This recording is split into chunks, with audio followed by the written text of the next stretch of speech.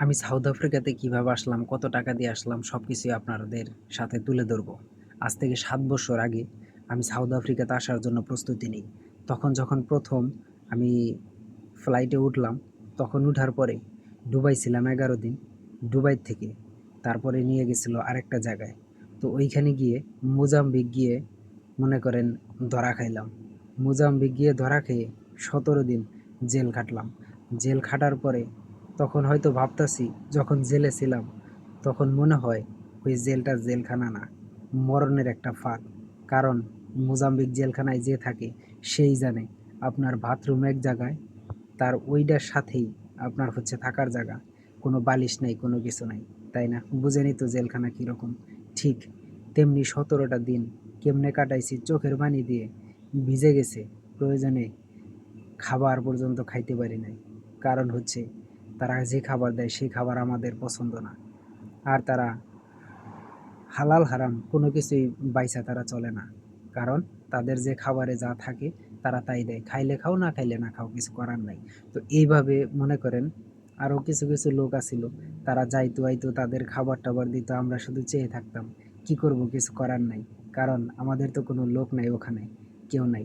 আচ্ছা, ওইখান থেকে আবার কিন্তু চলে গেলাম, ব্যাগে চলে গেলাম ধরা খাওয়ার পরে আবার বাংলাদেশে। বাংলাদেশে যাওয়ার পরে আবার কিছুদিন পরে আবার একটা ফ্লাইট হলো, আবার দুবাই আসলাম। দুবাই থেকে আবার চলে গেলাম আরেকটা জায়গায়। ওই এয়ারপোর্টে নামার পরে কালোরা নিয়ে গেল। নিয়ে যাওয়ার পরে খাবার-টাবার দিল। ১ ঘন্টা পরে আবার ওইখান থেকে দৌড়। ২০ মিনিট হাইটা তারপরে আবার গেলাম আরেকটা গাড়িতে।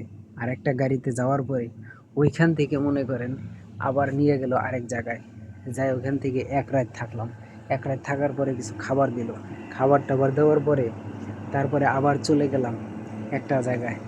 গাড়ি দিয়ে নিয়ে শুধু জঙ্গল আর জঙ্গল, জঙ্গল ছাড়া কোনো কিছু নাই। যদি ওইখানে আপনাকে ছেড়ে দেয়, কারো মুরাদ নাই ওইখান থেকে বের হয়ে যাওয়ার মতো। কারণ বিশাল বড় জঙ্গল। কারণ ১৬ ঘন্টা, ১৬ থেকে ১৭ ঘন্টা ওইখান থেকে শুধু গাড়ির পিছনে বসেই ছিলাম।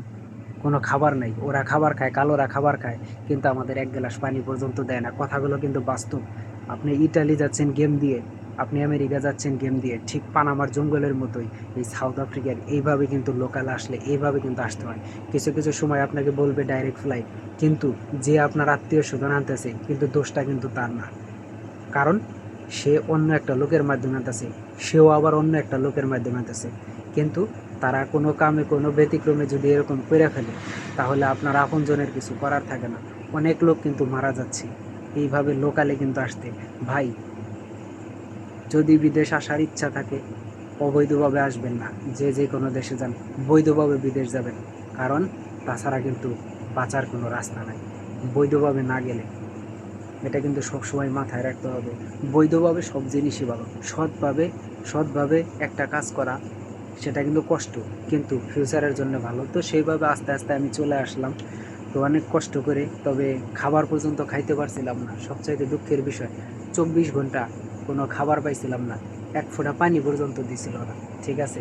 তো সব কষ্ট মিলে আলহামদুলিল্লাহ তো চলে আসছি অনেক কষ্টের পরে। এইখানে তো আরেকটা ভিডিওতে বলবো কত টাকা দিয়ে কিভাবে আমি সাউথ আফ্রিকাতে আসছি। তো সবাই পরের ভিডিওটা দেখার জন্য আমন্ত্রণ রইল। ভালো লাগলে শেয়ার করবেন। আসসালামু আলাইকুম।